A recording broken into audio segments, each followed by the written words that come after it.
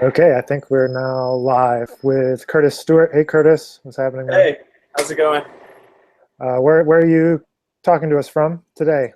I am talking to you from the Upper West Side, actually from my mom's apartment, where much rehearsing happens on her porch, which is why it's all this greenery. Nice. Yeah. So we're kind of going back in time a little bit to talk about your latest release. Can you tell us a little bit about the album that came out? It was Yeah, back in sure. January. Yeah, back in January, I released my album Of Colors, which features music that kind of captures all the worlds of music making that I've been doing in New York City. So that's including classical, traditional and contemporary classical music, jazz, a little bit of electronic music, and a lot of avant-garde kind of leanings. Yeah, my mom is a violinist, and my dad is a tuba player, classical jazz and Greek music, and all a lot of stuff in between. So the album kind of captures all the colors of my background here in New York. Right. Was there anything in particular that inspired you to take the plunge and get involved with recording a project of all those things? Well, I've been working on this since 2009, and I've just been accumulating a lot of music, and I've been working with a lot of different bands. I had been doing a lot of really great side gigs, like playing with Stevie Wonder, and I just got off a gig with Bruce Springsteen the other day. And I was just doing all these things, and it felt really good, but I just felt like I wanted to capture all these great things. My string quartet also does a lot of contemporary music, and so I wrote a quartet that's on the album. And also I was playing in a hip-hop group that was doing things at BAM and Lincoln Center. And so I just felt like it was all very scattered, and I wanted to find one place to kind of make a summation of my experience in the last seven years here in the city. Totally. And I think, one of the coolest things about the album was that you put into the thought of it, not only the music, but into the whole packaging and everything. Do you want to tell us a little bit about that whole artwork that you kind of developed for it? Sure. Well, I've been kind of disillusioned with the CD process. It's kind of like, why are we making CDs at all? Totally. Right. I mean, we should totally be making CDs, but just financially, it doesn't make a lot of sense.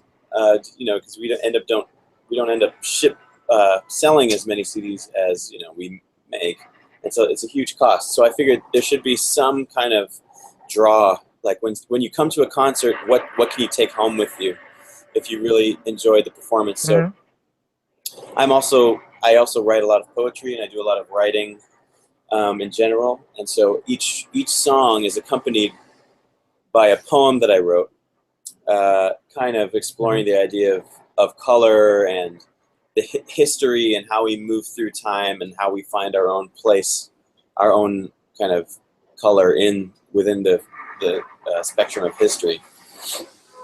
And the CD, it's like an unfolding album cover.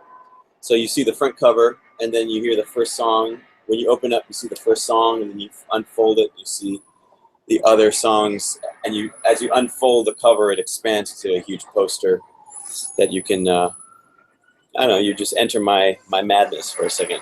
No, it's great, man. I really thought it was really cool the first time that I saw it, and I think that's a great idea to do something different. And so did you have like a plan the whole time that you wanted to do something different, or was this just kind of like a spur of the moment idea where you were just like, I'm going to do this? Well, okay, so once I accumulated all the music, I finally figured out which songs I wanted to record and which recordings I wanted to use. And then from there, I mean, it's a 23-track long album, and there were other tracks that I just didn't use. There's a lot of stuff cut, for better or worse. And I was looking at the music in front of me, and I came up with an order for everything that felt like it was really telling some kind of musical story. And from there, I came up with a concept. I was trying to reconcile the very different styles that were on the album, from the electronic and jazz and classical and all this stuff. And so that's where I came up with the idea of colors, which actually hits me. I am of many colors, as most of us are, but I am obviously of many colors, being a biracial person. And from there, I figured, why not have the presentation and packaging of the CD actually represent the concept that kind of permeates the music. Yeah, that's how that came about. I just wanted the whole package to express this thing that I'm kind of working through personally. Mm-hmm. Yeah, and if you haven't, for those people watching, if you haven't been able to see it, maybe just streamed Curtis's music, definitely try to get in touch with him and get packaging, because it really makes it has a big difference in the way you're consuming the music. Yeah. You know, and so something else that you did along with the release is you have a couple of music videos that go along with Right. Some of the tracks. Could you tell us a little bit about those? You have 3, right? There are 3. One is about to be released soon, actually, because they've it's a dance video. So a choreographer heard my music and really loved it and wanted to use it for a video. Mm-hmm. And they've been shopping it to various festivals in Europe, including Cannes and etc. And so they've been we haven't been able to release it because it's been in the competition circuit. But I think it's going to be available in the next month or so. It's a beautiful video. One of the tracks, "Gone," on the album is just a solo violin, kind of lonely emo piece. And the video is beautiful. It's just 2 people dancing in an empty apartment. They totally gutted this apartment in I believe it was Norway, and filmed it. And the person who filmed it has worked with a lot of pop music video people, so it has a certain look to it. So that's coming out soon. The first video that came out was I was working with Tanner Jarman, who's now in LA, but he recent graduate of NYU. Mm-hmm. And we did this kind of like fantasy nightmare on the music of Anton Webern, which I kind of the piece itself takes a very short fragment of Webern. Well, it takes the whole piece, which happens to be very, very short. I think the whole piece lasts for a minute, and we keep cycling through the piece, and as we improvise more and more with the material, it starts to fill in and like turn into this kind of monster. So the music video kind of explores that sense of fear and duality between what style of music is this, and what does it mean to be in between, and what does it mean to be searching. And there's some raunchy images in that video, which I partook in. I have a dual acting role in that video. And the third video is I was working with Elizabeth Otten-Chen, who is out of SVA, School of Visual Arts. She's a really great video artist, and she was living in Boston and took some. This one has to do with my electronics remix of a Bach fugue. So I was taking the idea of a fugue, which is several themes, one theme stated, essentially in canon, and then spinning out those ideas and using that to inform an electronics fugue, in the sense where the textures of electronics kind of interrupt each other and they come in and out, and there's these themes, which was mixed by Tyler Gilmore, who was an amazing live electronics artist. Anyway, the video is of a really kind of huge and iconic church in Boston. Mm-hmm. And she's videotaping, the material is just her videotaping the church, but through post-production, she chops and screws the images, and there's all this stuff to imitate what happens in the audio to the fugue. So it's kind of an experiment. I mean, they're all kind of experimental, but just to access entry point to my inspiration of trying to figure out what our references are for music, and how we can use those references to access other avenues of listening, and trying to find surprising juxtapositions and intersections of both various styles of music and just concepts and art and stuff. That's really great. And so where can people find those if they want to find them? You can look for those on my YouTube channel. I believe that's Curtis. It's just Curtis J. Stewart if you look up YouTube, and they're all on my channel, except Gone, which is coming out soon. So you should look for that. They're also on Vimeo, but I don't know the link for that. So just look me up, Curtis J. Stewart. Yeah, I'll find the links. I'll find the links and put them in the description. Cool. Where they'll live on YouTube, so you'll be able to find those. Right. There are also there's some poetry that I wrote that accompanies both of the videos. I mean, there's poetry for each video that I wrote that kind of illuminates the abstraction of it. Okay, is that on your website? It's on my website, and it's also in the YouTube link. It's on the YouTube description. In the link. Yeah. Cool. Awesome. Yeah.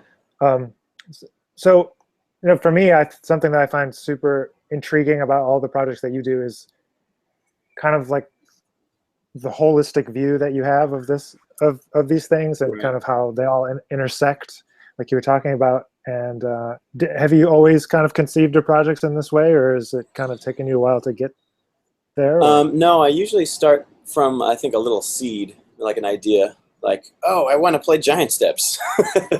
And then I'll play it, and I'm like, okay, I can play this too at a certain level, and I want to just, why would anybody want to just hear me play Giant Steps?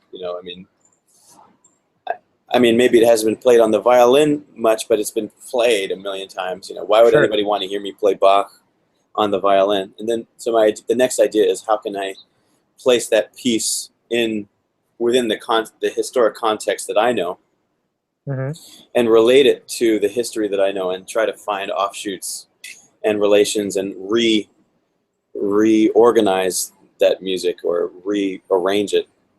And so then once that happened, I have this whole album of crazy arrangements, and then I'm just trying to find meaning in it, because I'm kind of reacting to myself. Like I do something, and then I look back on it a month later, and why did I do that? And then I try to find order in my various reactions. And so it's much like improvising a solo, really. You make a statement, and then you leave some space, and then you make another statement, and you try to organize those statements into a story.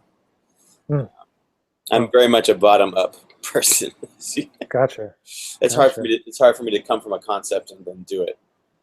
But I'm working on that. I'm actually working on some songs that I'm trying to do that. So I have a lot of just thoughts about how time moves and how love works, and normal singer-songwritery things. And sure. What is love anyway? What is the meaning of life? Anyway, so that's top down, and I'm kind of sucking at it, but I'm working on it. So those are coming out soon. I just did a nice informal video session in my house, my apartment, with 3 high-definition cameras, and my buddy Darian Deshawn, who's a great filmmaker, but also actor and poet. He helped me work on some stuff, as well as Elizabeth Ottenchen, the video artist. And we're just working on, just some snapshots of what I'm working on now in terms of songs, and just, invitations for people to come hang at concerts. Cool. And so, speaking of concerts, I remember when you did the the album release back in November. What was November, right? Yeah, and that was a great band, and a really cool use of, you played those videos like during the concert to kind of celebrate the music. Do you have any plans to perform again with that group? Or I would like to. I think, let's see, do I have anything? I don't know that I have a lot coming up with that band yet. Right now I'm working with my string quartet. We are the quartet in residence at the Metropolitan Museum of Art. So we have a lot on our plate. Yeah. We just did a pop-up in the American wing, playing right in front of a huge picture of George Washington crossing the Delaware. Oh, man. So that was a lot. And then we have a show coming up November 5th in the Cloisters, where we're reimagining the works of Baroque. It's called the New Baroque. Okay. And so reimagining the works of Bach and playing Alfred Schnittke quartet he wrote in 1983 that pairs the music of Delassus and Beethoven and Shostakovich, and so it's kind of like chopping up style across time and like weaving those themes in and out. Just trying to find how the Baroque still continues to exist in the concepts of many of our contemporary composers, both abstractly and very practically in terms of the themes that they use and the textures that they use. Nice. So how long does this residency go for? It's the entire year. So we basically have a show every month or every other month. In May next year, we're doing it's Thelonious Monk's 100th birthday in 2017. And we have James Carter coming on board with the quartet. And we're doing some Monk arrangements. And we're doing like an arrangement of a Vijay Iyer tune and pairing that with the music of Ligeti, who wrote these amazing piano etudes, which I wish we could arrange, but there's some like liabilities there. So we're playing his first string quartet. Okay. And pairing that with the music of Thelonious Monk, those, just the jagged abstraction, but it's also very clear textualization of ideas. So that concert will be in May. In May. Yeah, it's in May. We're also doing there's like shows every other month. You can check us out at PubliQuartet, PubliQuartet.com. Cool. Yeah, I'll put a link in the description so people can check that out as well. Cool. Thanks. So you've got the string quartet project, you've got the band from this album, right? And you've got this new project with the singer-songwriter project. Right. That's right. You got anything else you're working on right now? I've been a longstanding member of the Mighty Third Rail, which is a hip hop poetry band. We haven't had a ton of concerts recently, but my friend Darian Deshawn is working on a really awesome project called the Robot Johnson Adventures or something along those lines, which is like a nice. That's like a coming of age story for a robot in New York, in Harlem. Nice. I don't know if that speaks to Darian's experience, but it's somehow it's awesome. That's not my project, but it's a project that I'm really interested in. I just got off the road with Bruce Springsteen. That was pretty dope. Did 3 concerts in the MetLife Stadium and down in DC, and then one in Philly. And Quartet is doing various concerts, one in Strathmore, DC. But I don't know, me, in terms of, I'm also teaching I just started teaching at LaGuardia Performing Arts High School here in New York City. And that's kicking my butt, but the kids are wonderful as usual. So it's both inspiring and hard. It's a lot of hard work, but it's also super inspiring. So can you tell us more about playing with Stevie Wonder? How did that come about, and how was that? What was that like? Somehow the contract. One of the musicians on the gig, knew of my work. I think I had just released the CD, and they saw me out and about, and they recommended me to the contractor, and I got called. We did sold out at Madison Square Garden, which is like a tremendous thing to witness. You're looking out and just like all these people. It's just like tremendous.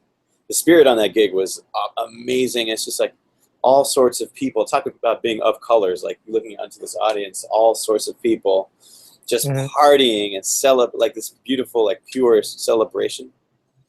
And, we all knew the music. So, we were, playing Pastime Paradise and Isn't She Lovely and all, amazing stuff.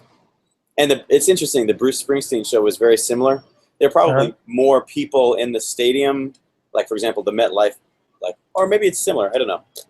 But who knows? But it was interesting, the energies of these, like, pop stars, not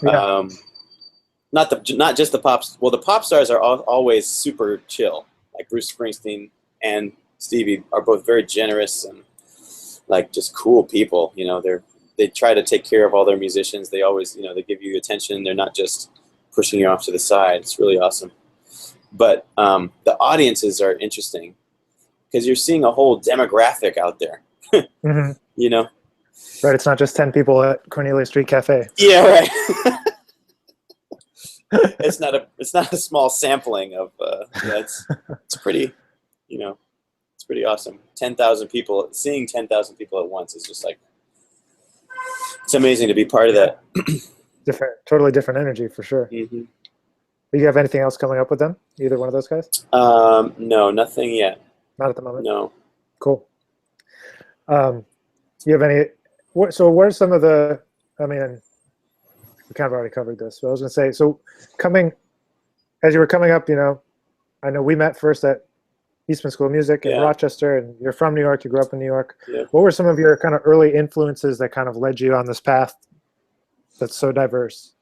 Well, the biggest influence are my parents. My dad plays jazz tuba. Bob Stewart. You studied with him at Juilliard. I think he did the jazz band when you were there. Yeah. And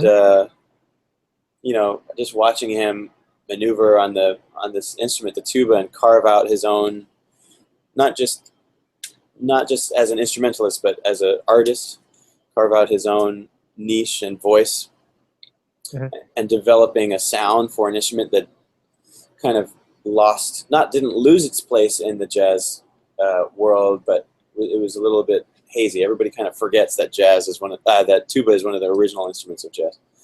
But watching him do that and be like, I want to do that too, and somehow or another, and or being with my mom and watching her create these projects and develop songs, and watching her on Finale or Sibelius or whatever program she was using, and writing music. I would always just go into my room and start writing these crazy ass violin pieces that I never performed. And my mom plays both classical music and traditional Greek music and jazz, and they were always around these avant people like Lester Bowie from Brass Fantasy and Sam Rivers Orchestra and Henry Threadgill and Steve Coleman. Like, these people were all like, I babysat Regina Carter's dog sat, I should say, when I was like 13. So it's like, it's like just around this community of people. You just want to hang. You just want to, I'm looking at these people. I used to remember seeing them, my parents or the people they're playing with on stage, and just kind of like, how would I enter this space if I had the skills to do so? And I've always just kind of dreamt of that. And it's amazing that it's starting. It's like just now starting. This little seed of a career is starting to blossom, and I'm just excited to go along for the ride. And I hope it just continues to grow. Yeah, well, I'm sure it will. I mean, you're an amazing musician and artist. You can really clear ideas about, even though maybe you don't think they're clear from the outside, they seem extremely well thought out and put together. So thanks. Well, so do you have any thoughts or advice for musicians that maybe are younger than you or I and are thinking they're in the place that you were thinking about, maybe they want to try to carve out their niche, or they play an instrument that isn't represented in the music that they want to play? Well, everybody arrives at their voice or their career in a different way, I think, and you have to just be available for the hardships. You just have to be like available to just kind of like go in and like fail and have fun doing it. And like, the biggest thing, I mean, I can tell you how my philosophy for doing it. One was, I had a whole bunch of friends that I just loved playing with. And so even when, like, for example, my friend Nick Ravel, we went to Eastman together. We had a band there that happened. We did all these things, played at the Rochester Jazz Festival and stuff. And then we moved. So it was hard for us to all sit together. But we formed a string quartet together. And we had a lot of successes and failures. But the biggest thing about the quartet was we were all friends. And we just loved playing with each other and loved hanging. And we were all available to just try whatever opportunity came. I'm a big, you have to have a clear idea. I think you have to, I had to want to have a clear vision. My intention is to have a vision, but I never really know what that vision is. The intention is to try to organize all the things that are happening to you, because none of it is really in your control. Like, I wasn't like, I'm gonna play with Stevie, and I'm gonna like do this, and like, now I'm gonna like, it was just like, you just do what you're good at, and also make yourself available to like rise to the occasion for the things that you might not be good at, and like Sure. be okay with failing sometimes, and just enjoy the ride. Yeah. No, So that's great advice. that's like one philosophy, but and also just keep playing, just play as much as possible. There's so many gigs that I went on, and like I at that point might not have been practicing as much as I should have been, or like you're like in between gigs. It's Right. like it's like that moment when you really need those chops, and so you, Yeah, you I kind know of what you mean. I just know like what you keep mean. playing no matter what, and enjoy it. It's all worth it in the Great. end. Was there anything else you want to mention before we wrap up? Um, no, I mean that's it for me. Uh, Keep a lookout for the quartet if you're interested in kind of weird avant mixed with improvisatory music, and I'll let you guys know when the next thing is. Yeah. So the video's coming too, right? Yeah, Soonish. soonish. I have to get in touch with the Norway guys, ladies, Yeah. and Did I say also your mom put out a record? yeah, she did. Bridges from the East, Hmm. uh, which kind of combines her. She grew up in Poland, but she's Greek, so there's all these bridges connecting her to the American uh, art music called jazz, and so she's kind of trying to create all these bridges, real, because that's where she came from. Like those bridges aren't just made up. And so she wrote some violin duos that like kind of are inspired by Bartok, but also somebody like Steve Coleman, Hmm. um, and a lot of music that kind of tries to capture the Greek spirit in one way or another, and also Polish folk songs mixed with the jazz lexicon of improvisation. So Cool. So yeah, if people want to find you and get in touch, what's the best way for them? you can check out my website, curtisjstewart.com, or Great. just send me an email, curtisjstewart@gmail.com. Just say, Watch out, now you're gonna get yeah, no, flooded yeah, with right now I'm gonna get flooded. flooded. Everybody wants a violin lesson. Watch out. Please, yeah, please flood. Right now I've got a drizzle going on, so a light haze, a light Light. so flood away. Or Man, Facebook. well, thanks for taking the time to chat and Yeah, it's fun. talk about the record and everything. All right, man. It's always good to be a part of the outside in team. Oh, well, thanks for doing that. And so I will probably see you around the city soon. Sounds good. All right. Thanks, Bye. Curtis.